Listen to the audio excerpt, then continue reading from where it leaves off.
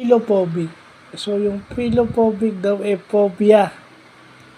Phobia sa pagmamahal o fear of love.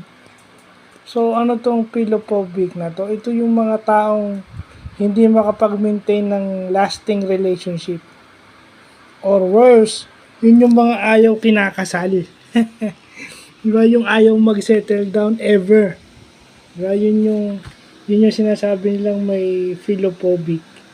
Kasi ang phobia nagsisimula yan kung meron kang traumatic experience na natutulog, and then pag nag-o-occur, pagka bumabalik yung senaryo na yun, parang amoeba ba na natutulog lang, pero hindi mo siya necessarily na overcome, kumbaga dormant lang siya, and then kapag ka may karelasyon ka, biglang hindi mo papakasalan.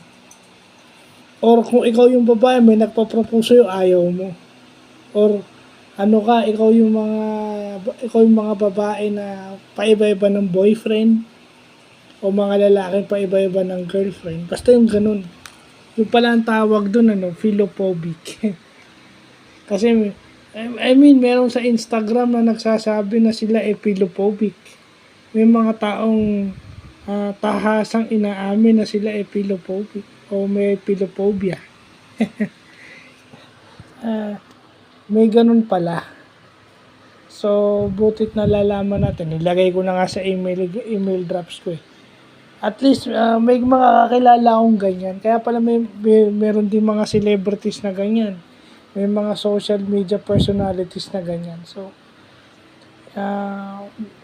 for learning and informative purposes lang naman yung sa akin. So, yun lang po.